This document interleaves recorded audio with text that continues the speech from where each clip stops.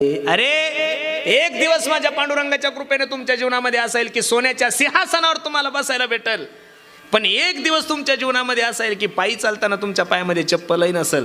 पण चप्पल नसताना सुद्धा विचार करा की सोन्याच्या सिंहासनावर बसलो, ही सुद्धा इच्छा माझ्या पांडुरंगाचीच आहे. आणि आज पायी चाललो, पायात चप्पल सुद्धा नाही, ही सुद्धा इच्छा कोणाची आहे? कारण तुम्ही काय ठरवता महाराज, तुमच्या तर जे ठरलेलं आहे प्रारब्धात ते भोग तुम्हाला भोगूनच संपावं लागणार आहे. तुमचा भास आहे की तुम्ही लय मोठे कीर्तनकार आहे, तुम्ही लय मोठे पदावर आहे, तुम्ही लय मोठे खासदार आहे, तुम्ही लय मोठे मंत्री, तुम्ही लय मोठे.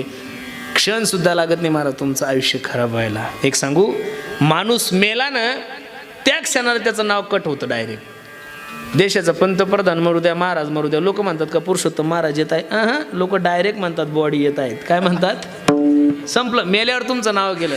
17 दिवसात सातबाऱ्यातून वजा 17 दिवस फक्त. किती? आणि मग कशासाठी एवढा उठाठेव लावला मला काही कळत नाहीये. माझी विनंती गड्यांनो, आहे त्या परिस्थितीमध्ये समाधान माना बस. त्याच्यासारखं सुख, त्याच्यासारखं समाधान कशातच नाही. अरे लोकांनी म्हणाव तुम्ही थांबलं पाहिजे. त्याच्या अगोदर माणूस दशरथाचा एक केस पांढरा झाला होता. कोणता? दशरथाचा एक केस पांढरा झाल्यानंतर दशरथाने प्रभू रामचंद्राला रामगादी दिली. आपलं टक्कल पडलंय तरी आपण घर सोडायला तयार. 4 टोप घेतले तरी हा म्हणतो मी अजिबात नाही. थांबलं पाहिजे महाराज, योग्य वेळेत थांबलं पाहिजे. थांबलं की आनंद आहे महाराज. कुठंतरी थांबलंच पाहिजे. नाही थांबलं मग प्रॉब्लेम होतात. लक्ष देऊन ऐका. जे चाललंय ते माझ्या भगवंताच्या सत्तेनं चाललंय. एक, जे झालंय ते माझ्या देवाच्या सत्तेनं झालंय. 2, आणि जे होणार आहे ते माझ्या भगवंताच्या सत्तेनं. म्हणून परमार्थामध्ये सर्वात घातक जर काय असेल तर तो लोभ आहे. काय आहे? लोभ आहे. आणि लोभ कोणाला सुटला नाहीये.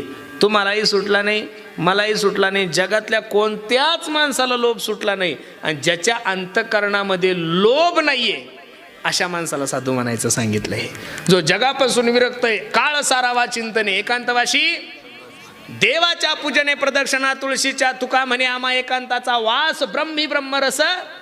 तुका म्हणे आता ऐका हे वचन. आणि ते जो नियाजन ज्यानं समाजापासून अलिप्त राहिलाय महाराज आपल्या मस्तीमध्ये.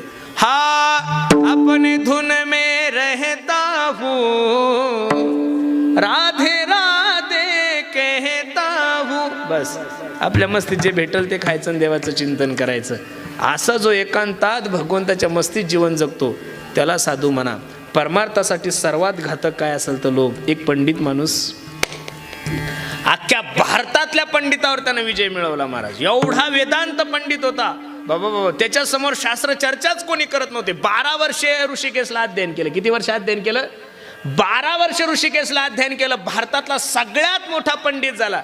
त्याने विचार केला चला आपण आता घर सोडून 12-13 वर्ष झाले म्हणून घरी गेला. बायको वाट पाहत होती. 12 वर्ष झाले माझे मालक निघून गेले. टीव्हीवर नवऱ्याचं नाव पाहिलं की माझा मालक भारतातला सगळ्यात मोठा विद्वान व्यक्ती म्हणून त्यांना पारितोषिक मिळालंय. आणि घरी येत असताना बायकोनं औक्षण केलं, कपाळाला गंध लावलाय, आरती केली. आणि घरात येण्याच्या अगोदर बायको म्हणली का हो, भारतातल्या सगळ्या पंडितावर विजय मिळवला, माझा एक छोटासा प्रश्न आहे. हा हसायला लागला. बाई गॅस सोडून तुला दुसरं कशाचं ज्ञान नाही, तू माझ्यासारख्या विद्वान माणसाला प्रश्न करती. अहो खरं आहे पण एक छोटासा प्रश्न आहे. बरं सांग. म्हणे पापाचा बाप कोण आहे? हा म्हणे आता 12 वर्षानं घरी आलो, पहिलं चहा पाणी तर पेव दे. ते म्हणे तसलं काही नाही, पापाचा बाप सांगायचा तरच घरात यायचं, नाही तर वड्यावर झोपायचं, घरी यायचं. आणि असंच आहे महाराज. किती मोठा माणूस असू द्या, अख्खं गाव त्याला भेटतं. ते घरात गेलं की म्याव. काही चालत नाही. नामांकित कीर्तनकार असू द्या, कीर्तनात नाव सांगणार अहम ब्रह्मास्मी तत्त्वमशी प्रज्ञानम ब्रह्म. ब्रह्माच्या गप्पा कीर्तनात करतं. घरी गेली की बायको म्हणते भोप्या अहम ब्रह्मास्मी. नो चॅलेंज आहे महाराज. कोरोनापेक्षा भयान व्हायरस या. अजिबात नाही. कीर्तनकाराचं नुसते डोळे वाचले की पकवत पळत नाही हो. नुसतं डोळे वाचले बायकोन तरी कीर्तन रद्द करावं लागतं. एवढी ताकद आहे महाराज. बाबा काय देव.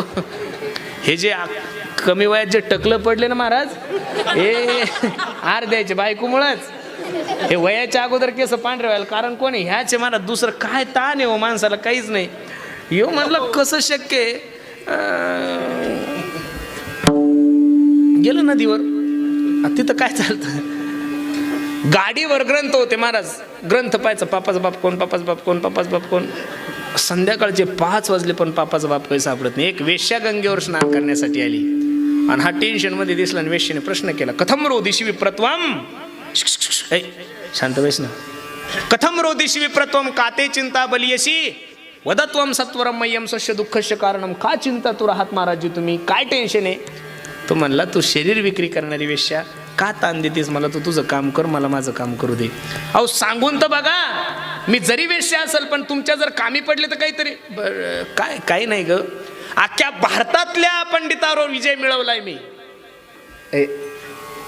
अख्ख्या भारतातल्या, आवाज कमी कर, पंडितावर विजय मिळवलाय. घरी गेल्यानंतर बायकोने प्रश्न केला, पापाचा बाप कोणी.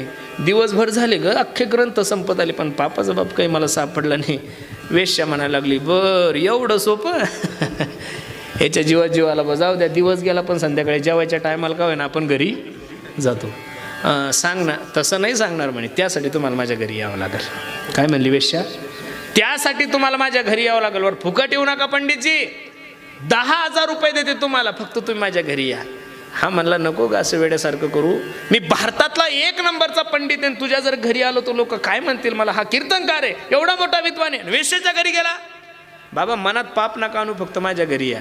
हा दारात गेला आणि दारातून वेश्याला सांगितलं, ए वेश्या, ठरल्याप्रमाणे तुझ्या दारात आलोय. तू म्हणली होती 10,000 रुपये दक्षिणा देणार आणि तुमच्या प्रश्नाचं उत्तर देणार. वेश्या हळूच म्हणली, बघा 25,000 रुपये देते, घरात तर या. हा म्हणे, कसं शक्य होईल, जर तुझ्या घरात आलं तर लोक काय म्हणतील. मग म्हणे जा. हा म्हणे, जाऊ नाही जमणार नाही, पहिले 10 जातील आणि रात्र सुद्धा नदीवर काढावं लागतील. मग असं करा, थोडं पुढंच चालू. गेला आत. वेश्या म्हणली, हे बघा शेवटची इच्छा आहे माझी, काय 50,000 रुपये देते मी तुम्हाला, फक्त माझ्या हाताने एक घास खा. हा म्हणला, वेडे, शरीर विकणारी पापी वेश्यातून तुझ्या हाताने जर मी खाल्लं तर पाप लागल मला. महाराज मनात पाप नका आणू, एक घास खायचे 50,000 भेटतात आणि प्रश्नाचं उत्तरही भेटतं.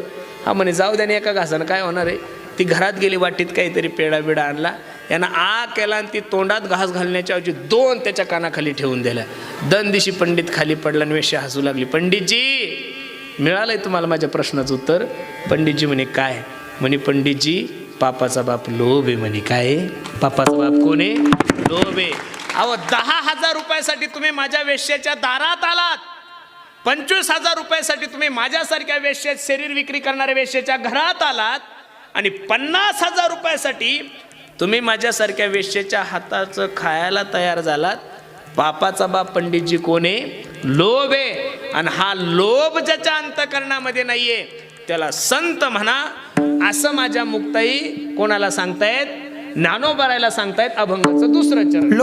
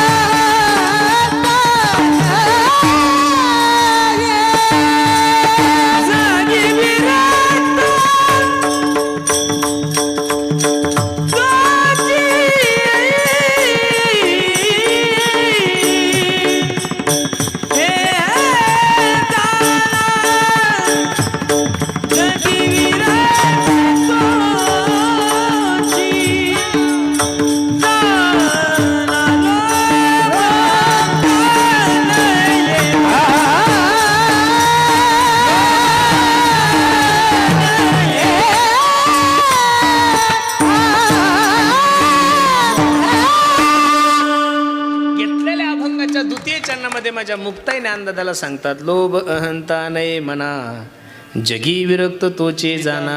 ह्या प्रमाणातून आपण एकच सिद्धांत घ्यायचा की संसारातही लोभ केला की त्याचं पतन होतं एक, आणि परमार्थात तो लोभ केल्यानंतर त्याचं पतन ठरलेलंच आहे.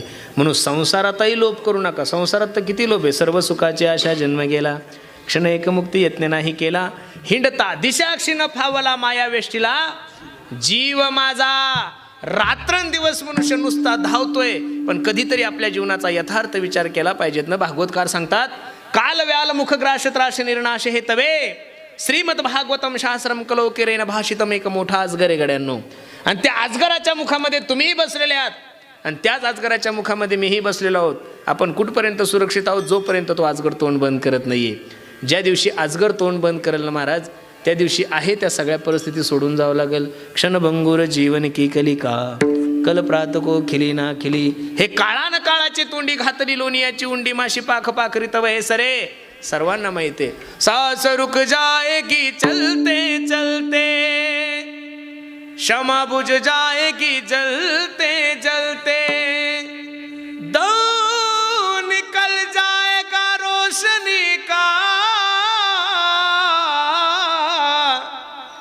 क्या भरोसा है इस जिंदगी का. माणसाचं मरण जवळ आलं पण अजून लोक काही सावध व्हायला तयार नाहीये. म्हणून सर्वात घातक जर परमार्थाला काय असेल तर लोभ आहे. त्या लोभापासून सावध व्हा. आणि ज्यांनी जीवनामध्ये लोभाला स्थान दिलं नाहीये अशा साधूची संगत करा. निश्चित तुमच्या जीवनाचा सुगंध तुम्हाला प्राप्त झाल्याशिवाय राहणार नाही. खरं सांगू, परिसाच्या सोबत लोखंड गेलं की लोखंडाचं सोनं होतं. हा परिसाचा स्वभाव आहे. काय? परिसाचा स्पर्श लोखंडाला झाला की लोखंडाचं सोनं होतं. हा परिसाचा स्वभाव आहे. पण संताचा स्वभाव परिसाईपेक्षा वेगळा आहे महाराज. संताच्या सहवासामध्ये जर तुम्ही गेले तर आपणा सारिके करीते तात्काळ, काळ नाही काळ वेळ तया लागी. एका हिंदी कवीनं खूप गोड वर्णन केलेलं आहे.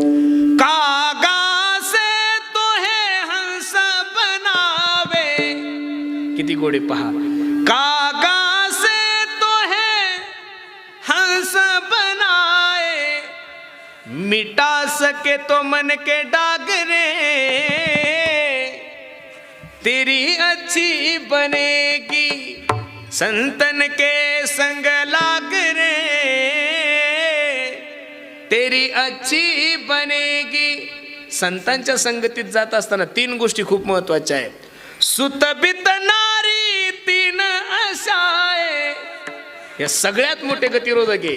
सुतबित नारी तीन अशाय, त्याग सके तो इन्हें त्याग रे, और तेरी अच्छी बनेगी संतन के संग लाग रे, तेरी अच्छी बने संतन के संग लाग रे, तेरी अच्छी बनेगी संतन के संग लाग रे, तेरी अच्छी बनेगी. अच्छी बनेगी तेरी बिगड़ी बनेगी, अच्छी बनेगी तेरी बिगड़ी बनेगी, अच्छी बनेगी तेरी बिगड़ी बनेगी, अच्छी बनेगी तेरी बिगड़ी बनेगी, संतन के संग लाग रे, तो तेरी अच्छी बनेगी, संतन के संग लाग रे, तेरी अच्छी बनेगी, संतन के संग लाग रे, तेरी अच्छी बनेगी, संतन के संग लाग रे, तेरी अच्छी बनेगी.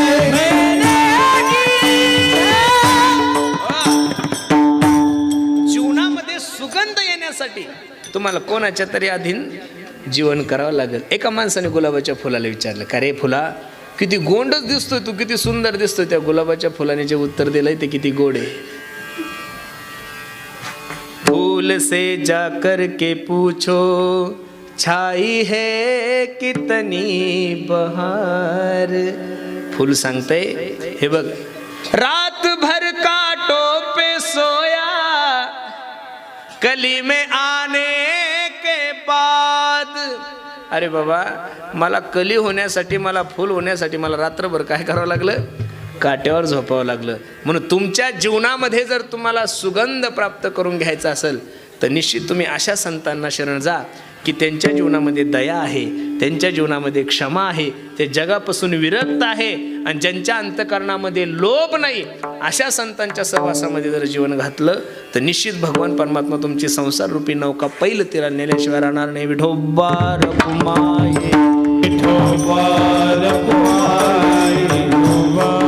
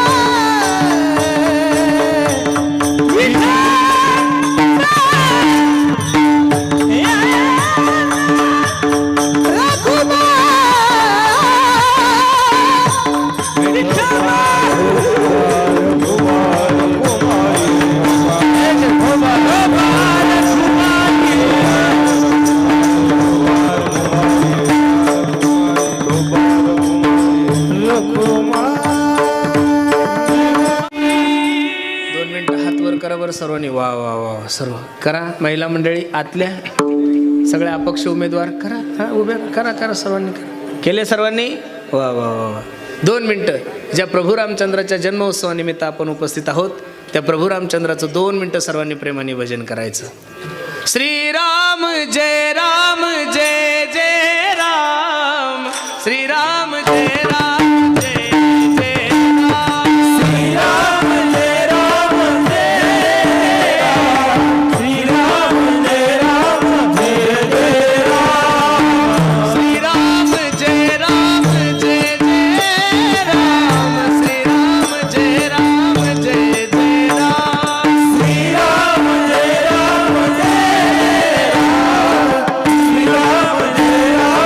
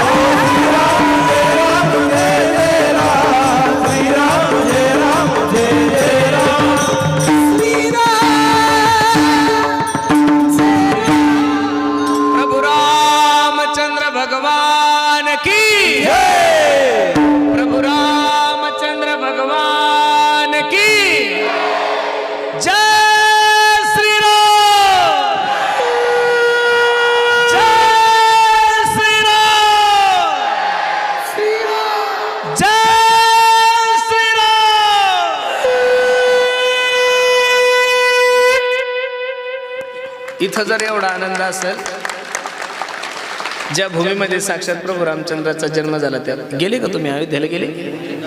जा बरं, मरायच्या अगोदर जा. माया हो, नवऱ्याला सांगा मला साडी नको, मला कानातलं नको, मला हातातलं नको, मला काही नको, फक्त मरायच्या अगोदर मला एकदा अयोध्येला घेऊन जा. आत्ता 31 मार्चला माझं कीर्तन झालं. खरं सांगू, निश्चित गेल्यानंतर समाधान वाटतंय महाराज. खरं सांगू, अख्ख्या विश्वामध्ये राम मंदिरासारखं सुंदर मंदिर जगात नाही आहे महाराज, अख्ख्या विश्वामध्ये. बरं, तरी फक्त 30% काम झालं. किती टक्के काम झालं? 30% काम झालं तर दुनिया एवढी येडी आहे. 100% झाल्यानंतर तर स्वर्गातील देव सुद्धा गाड्या करून खाली येतील महाराज, एवढं सुंदर आहे. वा वा. आणि आपल्याला अभिमान असला पाहिजेत ना महाराज. मी दररोज सांगतोय, राम मंदिर बांधण्यासाठी जेवढे प्रमुख 10 इंजिनियर आहे ना महाराज, त्यातले 8 इंजिनियर हे महाराष्ट्रातले, याचं तुम्हाला स्वाभिमान असला पाहिजे. राम मंदिराला जेवढं काही सागवण गेलं ते महाराष्ट्रातलं गेलं, याचा स्वाभिमान असला पाहिजेत. आणि ट्रस्टीमध्ये सगळ्यात चांगलं खातं अध्यक्षापेक्षा सचिवाचं असतं. कोणाचं असतं? अख्ख्या जगाचे पैसे आणि त्या राम मंदिराचं जे ट्रस्ट आहे त्याचे सचिव आपले गोविंदगिरीजी महाराज, ते सुद्धा महाराष्ट्रातले, याचा तुम्हाला मला काय असलं पाहिजे. पहिले विदेशातले लोक ज्यावेळी दिल्ली एअरपोर्टवर उतरायचे, उतरल्याबरोबर पहिले म्हणायचे ताजमहल कहा आहे. आता फॉरेनचा कोणताही मनुष्य आला आणि विदेशातला कोणताही मनुष्य दिल्ली एअरपोर्टवर आला की त्याच्या मुखातून पहिला शब्द येतो राम मंदिर कहा आहे. एवढं गोड मंदिर बांधलंय. आणि त्या प्रभू रामचंद्राच्या जन्म उत्सवानिमित्त हा भव्य दिव्य स्वरूपाचा कार्यक्रम, आणि त्यानिमित्त तुम्हा सर्व मायबापांची सेवा करण्यासाठी घेतलेला जो अभंग होता मी, तो मुक्ताईचा होता. त्यातले 2 चरण आपण सोडवले. लेट जरी सुरू झालं तरी संपूर्ण टायमात हे हा तुमचा काय आहे? नेम आहे. नेमाच्या पुढं मी जाणार. मला माहिती आहे, मी रात्रभर जरी कीर्तन केलं तर तुम्ही काही सुधारणार का? लोड घेऊ एवढा? बरं, परमार्थात ओव्हर टाईमची व्यवस्था नाही अमोलजी का आहे? आणि वा वा वा, सध्या चांगले दिवस परमार्थाला आहे, त्याच्यामुळं कोणी होच म्हणतंय महाराज, बरोबर आहे का नाही? म्हणून खूप सुंदर नियोजन केलं. कसा वेळ गेला निघून गेला काहीच कळालं नाही महाराज. काय आहे माहिती आहे का, एकही विनोद न करता सुद्धा कीर्तन होतं. हे मी आज ट्राय करून पाहिलं. बरं अमोल, तू ज्या वेळेस येतो त्यावेळेस मी प्रॅक्टिसचे कीर्तनं करतो. थोड्या वेळामध्ये या अभंगाला जसे ज्ञानोबराय तुकोबरायाने मला बुद्धी दिली तसं मी सांगण्याचा प्रयत्न केला. तसेही तुमचे कानं खूप चांगले आहे, कारण तुम्हाला मोठ्या मोठ्या लोकांचं कीर्तन श्रवण करायची सवय. 67 वर्ष झाले आपल्या सप्तेला. किती?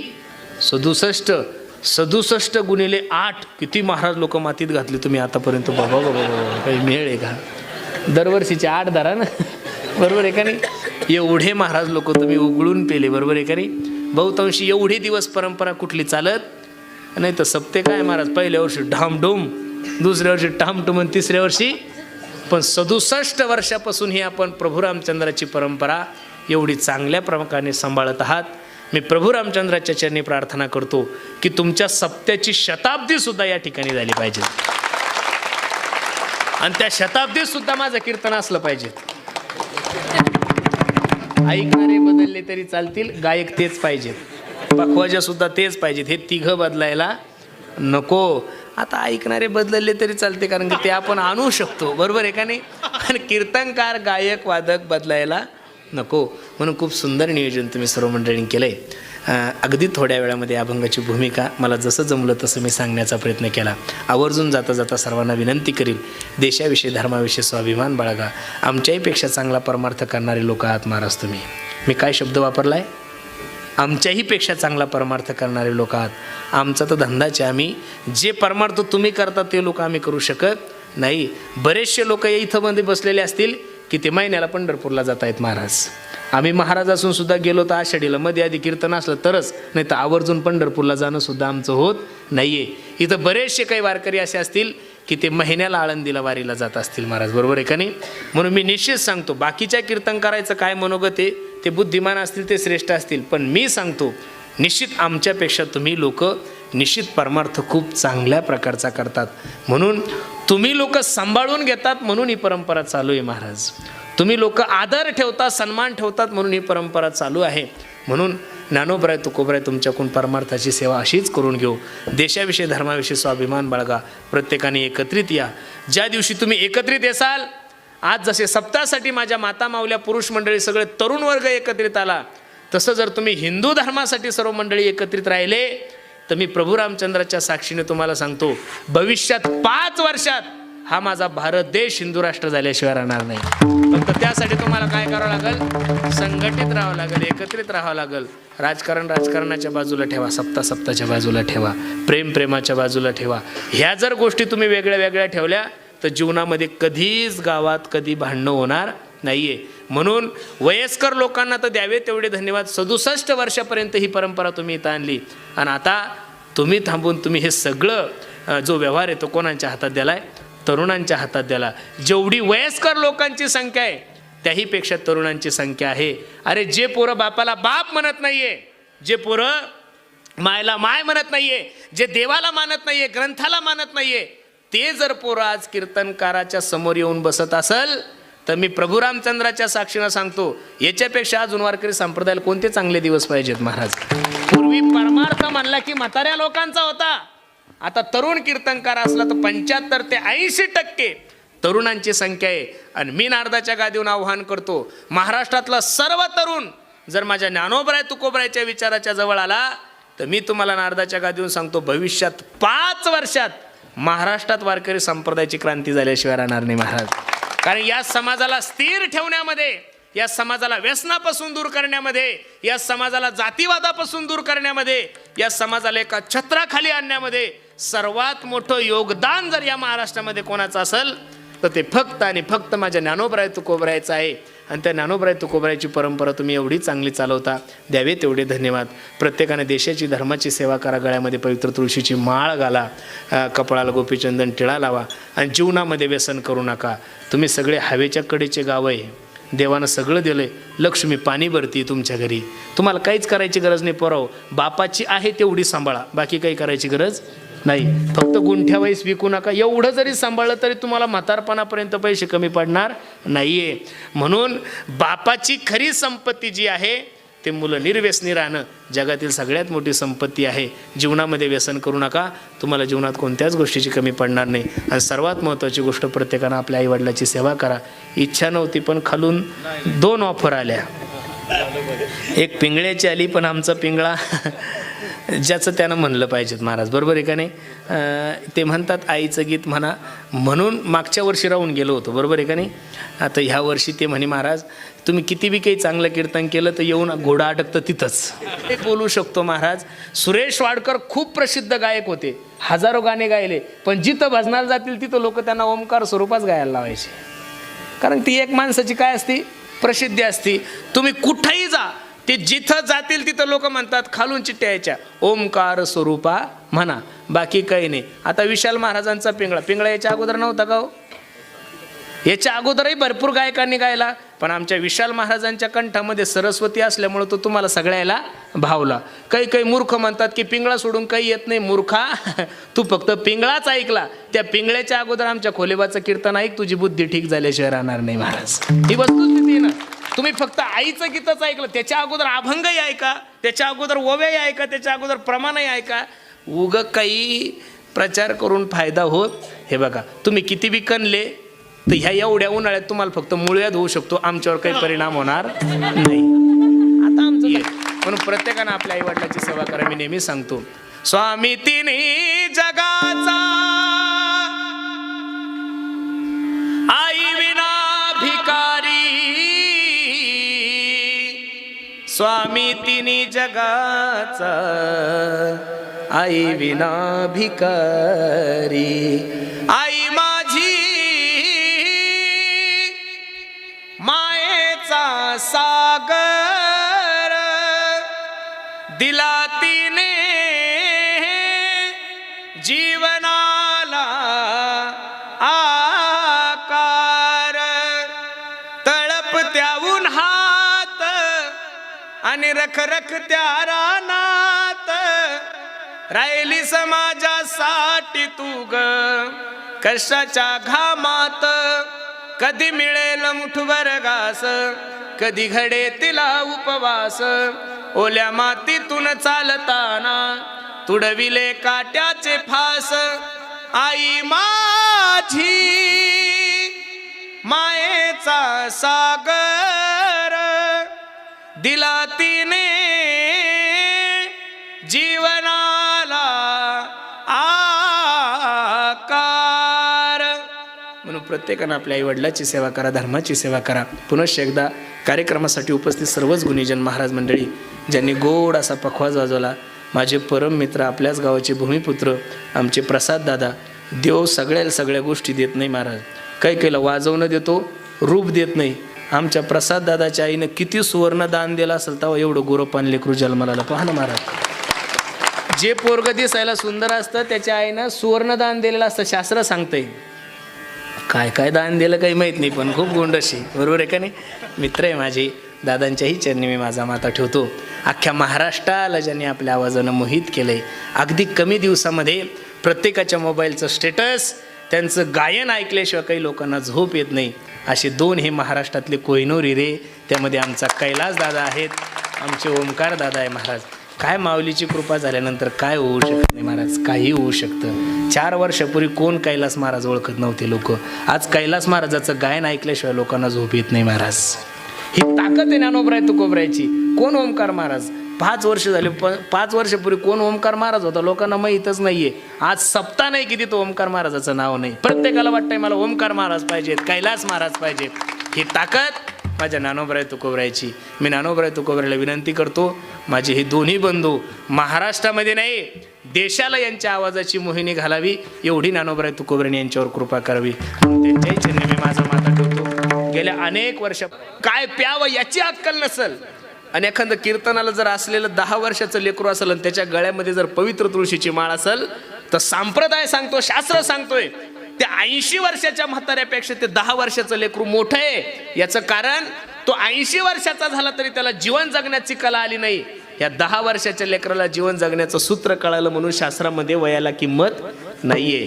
आणि वयाला जर किंमत असती तर प्रमाण किती गोड आहे पहा.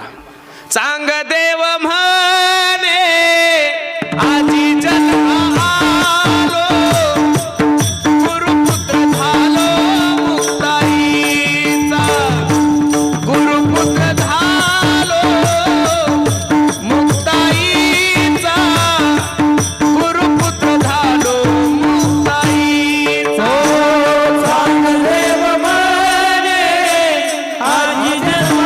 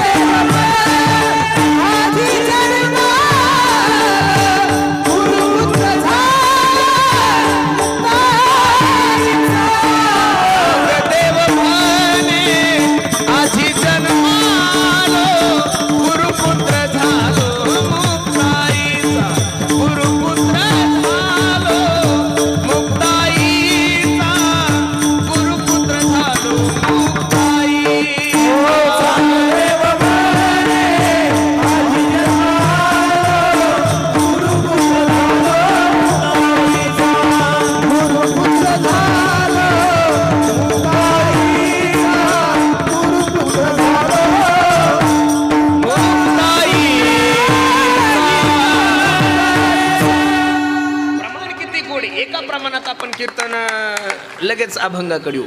चांगदेव म्हणे आजी जन्म आलो, गुरुपुत्र झालो मुक्ताईचा. चांगदेव महाराजांची आयुष्य मर्यादा जर पाहिली तर 1400 वर्ष जगले होते. किती वर्ष जगले होते? 1400 वर्ष जगलेले चांगदेव महाराज. पण 5 वर्षाच्या मुक्ताईने चांगदेव महाराजाला काय केलंय? उपदेश केलेला आहे. खरं सांगू का महाराज, संप्रदायाचं खूप मोठेपण आहे महाराज. तुम्ही जर आळंदीला गेले ना ते एखादं छोटं जरी लेकरं असलं तरी लोक त्याला आरे कार्य करत नाही, त्याला माऊली म्हणून उपदेत. काय करतात? माऊली. संप्रदायामध्ये प्रत्येकाला मान देतात. ही आमच्या वारकरी संप्रदायाची काय परंपरा आहे. अभंग मुक्ताईचा, या मुक्ताई अभंगातून ज्ञानदादाला उपदेश करत आहेत महाराज. ज्ञानोबरायासारख्या योग्याला, ज्ञानोबरायासारख्या एका अवतारिक पुरुषाला महाविष्णूचा अवतार सखा माझा ज्ञानेश्वर. ज्ञानोबरायासारख्या योग्याच्या जीवनामध्ये असा कोणता प्रसंग आला असावा, ज्ञानोबरायासारख्या योग्याच्या जीवनामध्ये अशी कोणती परिस्थिती निर्माण झालेली आहे, ज्ञानोबरायासारख्या योग्याच्या जीवनामध्ये असं काय घडलं असावं की ज्ञानोबरायासारख्या महात्म्याला सुद्धा ताटी लावण्याचा प्रसंग आला. एक वाक्य मी माफी मागून बोलतो गड्यानो तुम्हाला. चांगलं काम करणारा मनुष्य, संप्रदायाची सेवा करणारा मनुष्य सगळ्यांना तोंड देऊ शकतो, सर्वांच्या विरोधात जाऊन काम करू शकतो, पण ज्या दिवशी त्याचे लोक त्याच्या विरोधात जातील त्या दिवशी तो मनुष्य थकून जातो. बरं महाराज, लक्ष देऊन कीर्तन ऐका माझं. अरे एखाद्या दारुड्याने कीर्तनकाराचा, गायकाचा, वादकाचा विरोध केला चालेल ना महाराज, आम्हाला सहन करू आम्ही. एखाद्या नास्तिक माणसाने कीर्तनकाराच्या विरोधात बोलावं, एखाद्या नास्तिक माणसाने गायकाच्या विरोधात बोलावं, एखाद्या नास्तिक माणसाने वादकाच्या विरोधात बोलावं, एखाद्या नास्तिक माणसाने वारकऱ्यांच्या विरोधात बोलावं, सहन करू ना महाराज आपण. ज्याला परमार्थाचं ज्ञान नाहीये, ज्याला परमार्थाची अक्कल नाहीये, अशा एखाद्या माणसाने परमार्थ करणाऱ्या माणसाचा विरोध केला चालेल ना महाराज. पण ज्या दिवशी परमार्थ करणारा मनुष्य परमार्थ करणाऱ्या माणसाच्या विरोधात जाईल त्या दिवशी किती मोठा भूकंप होईल महाराज. ज्या दिवशी कीर्तनकारच जर कीर्तनकाराचा विरोध करायला लागला, गायकच जर गायकाचा विरोध करायला लागला, वादक जर वादकाचा विरोध करायला लागला, त्या दिवशी कसं करायचं? एक सांगू महाराज तुम्हाला, आपला माणूस आहे ना महाराज, प्रत्येकाने आपल्या माणसाला सांभाळून घेतलं पाहिजे. ही गोष्ट ध्यानात ठेवा. ज्ञानोबरायासारख्या माणसाला जर ताटी लावण्याचा प्रसंग आला, काय कारण आहे? ज्ञानोबराय सांगतात, या लोकांसाठी आम्ही वैकुंठवासी आलो, याची बोली लेजे ऋषी साच भावे वर्ताया. थोडा त्रास नाही सहन झाला महाराज.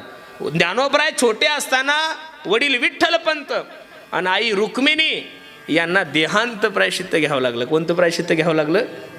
मी नारदाच्या गादीवर सांगतो. या वारकरी संप्रदायाची रचना होण्यापूर्वी वारकरी संप्रदायाने 2 लोकांची हत्या केली. ते म्हणजे एक विठ्ठलपंत आणि दुसरी म्हणजे रुक्मिणी आई साहेब. यांचा देहांत प्रायश्चित्ताची शिक्षा दिली तरी समाजानं स्वीकार नाही केला हो महाराज. अरे ज्या इंद्रायणीला पवित्रपण माझ्या ज्ञानोबरायाच्या चरणामुळे आहे, ज्या इंद्रायणीला शुद्धता ज्या ज्ञानोबरायामुळे मिळती, त्या ज्ञानोबरायाने जर इंद्रायणीवर स्नान केलं तर लोकांनी सांगावं, ज्ञाना इंद्रायणीवर स्नान करू नको, इंद्रायणी बाटल. अरे गंगेला सुद्धा पवित्रपण साधू संतांच्या चरणामुळे आहे. गंगा सुद्धा ज्यावेळेस लोकांचे पाप हरण करून थकते ना, तर गंगा सुद्धा पवित्र होण्यासाठी साधूचा आश्रय करते महाराज. सिद्धेश्वराच्या मंदिरात गेल्यानंतर ज्ञानोबरायाला लोकांनी सांगावं, हे ज्ञाना मंदिरात येऊ नका, तुम्ही संन्यासाची पोरं आहात, मंदिर बाटल. महाराज एवढा त्रास. एक सांगू का, मी माफी मागून एक वाक्य बोलतो. कीर्तनकार, गायक, वादक, महाराज मंडळी, परमार्थ करणारी मंडळी, आपले खूप चांगले दिवस आहे महाराज आज.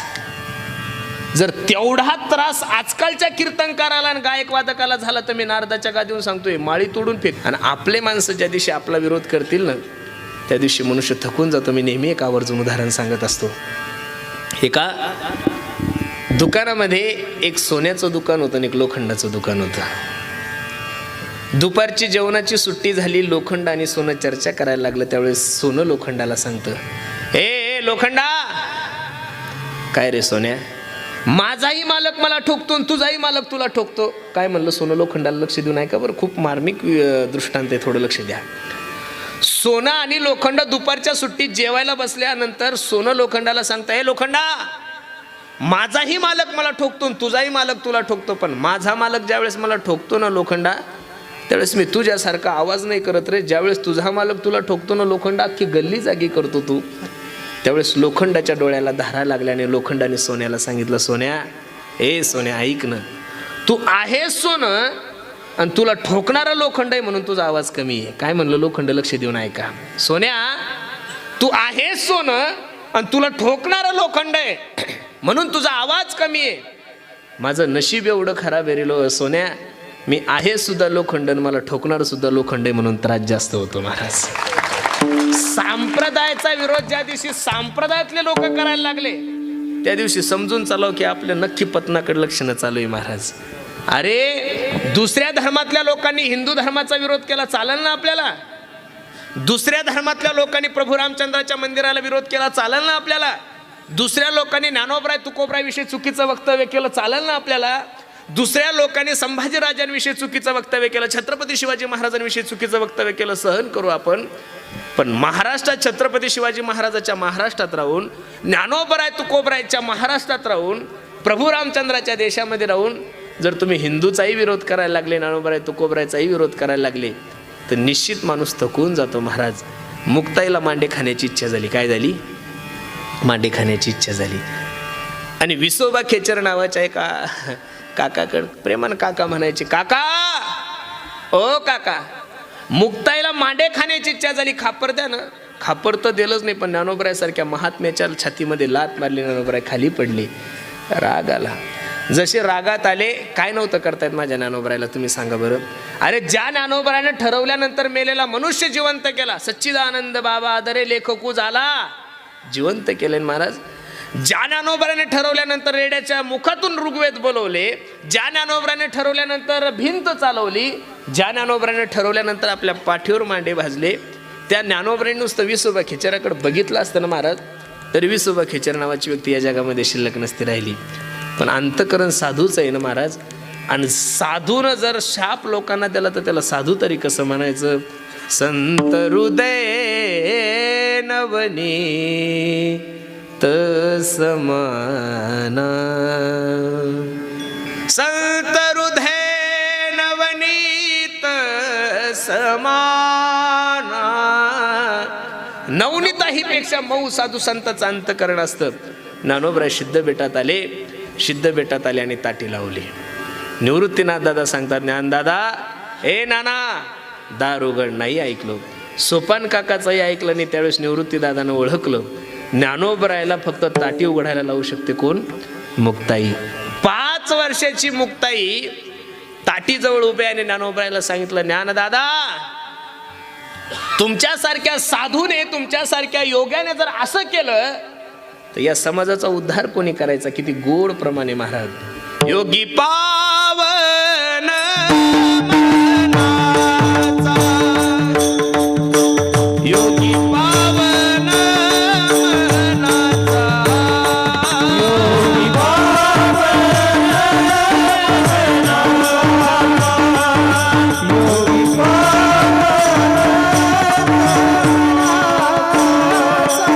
योगी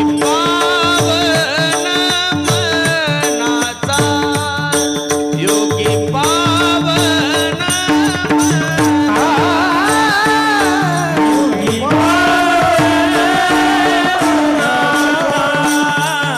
योगी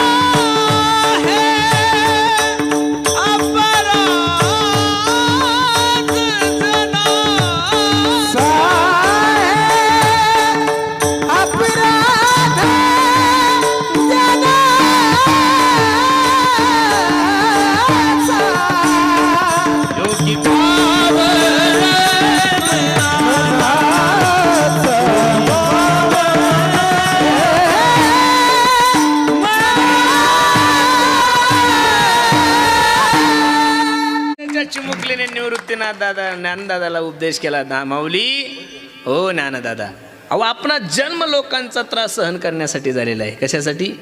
जगाच्या कल्याणा, संताच्या विभूती, देह कष्टविती, परोपकारे. तुमचा आणि माझा जन्म समाजाचा त्रास सहन करण्यासाठी झालाय माऊली. आणि तुमच्यासारख्या महात्म्याने जर असं केलं तर योगी पावन मनाचा साहे अपराध जनाचा. खूप मुक्ताईने सांगितलं. पण ज्ञानोबराय मात्र एकही दोन बोलत नाहीये.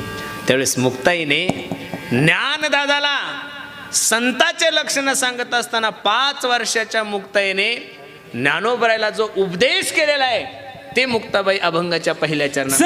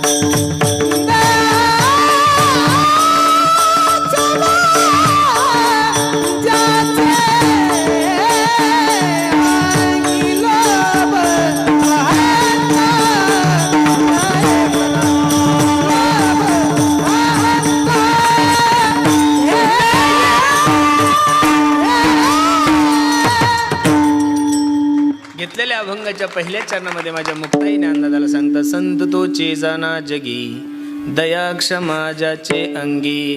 ज्ञानोबरायसारख्या महात्म्याला मुक्ताई काय करतायत ते उपदेश करतायत. खरं सांगू का महाराज तुम्हाला, उपदेश करणाराही अधिकारी असावा लागतो, ज्याला उपदेश करायचा तोही अधिकारी असावा लागतो. बरं का नाही? वक्ता जर म्हणला, कीर्तनकार असो कोणीही असो, जो बोलणार आहे तो चुकणार आहे. बरोबर आहे का नाही? जो बोलणार आहे तो चुकणार आहे. गोंदवलेकर म्हणून एक खूप मोठे संत या परिसरामध्ये खटावमधून दहीवडलं. बरोबर आहे का नाही? दहीवडी ना, त्या गोंदवलेकरांचे एक शिष्य होते महाराज. दुसऱ्याला माफ करत असताना अंतकरण किती मोठं पाहिजेत माझे गुरुजी मला सांगतात. पुरुषोत्तम, त्या गोंदवलेकरांचा एक शिष्य होता. एवढं प्रेम होतं गोंदवलेकरांचं त्यांच्यावर की बाप रे बाप रे बाप, अति प्रेम होतं त्या शिष्यावर. त्या शिष्याकडून एक चूक घडली महाराज. सकाळी 4 वाजता गोंदवलेकर प्रार्थनेसाठी उठलेले आहे आणि त्यांच्या शिष्याला आणि एका स्त्रीला नग्न अवस्थेमध्ये गोंदवलेकरांनी पाहिलं. काय करायला पाहिजेत होतं महाराज गोंदवलेकरांनी? ज्या शिष्यावर अति प्रेम आहे, ज्या शिष्यावर मनापासून प्रेम केलंय, त्या शिष्याला ज्यावेळेस एखाद्या स्त्रीसोबत नग्न अवस्थेत पाहिल्यानंतर किती मोठं दुःख झालं असेल गोंदवलेकरांना.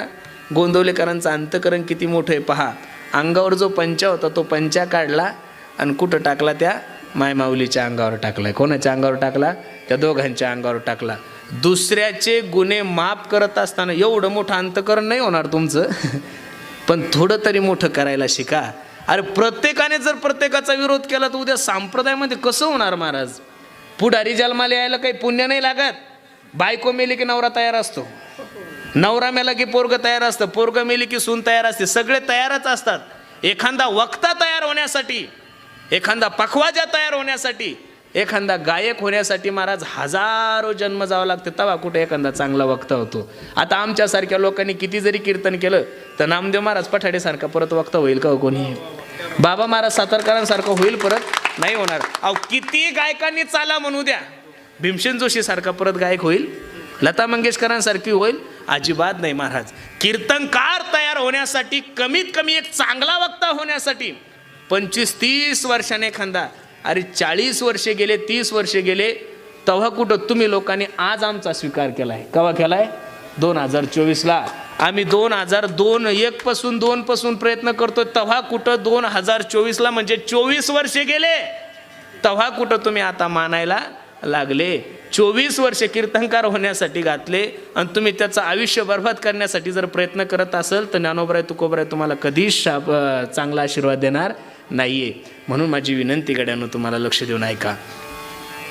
संतांचे लक्षण सांगत असताना मुक्ताईने एका वाक्यात सांगितलं, ज्ञानदादा ऐका, संत तोची जाना जगी. आता संत म्हणले की जनता आलेच महाराज. संतांचे लक्षण सांगत असताना तुकोबरायाने किती गोड प्रमाणात खर्च केलेले पहा. तेची संत ज्यांचा हेत विठ्ठल, ज्यांचा हेत विठ्ठल, ज्यांचा हेत विठ्ठल. तेची संत ज्यांचा हेत विठ्ठल, ज्यांचा हेत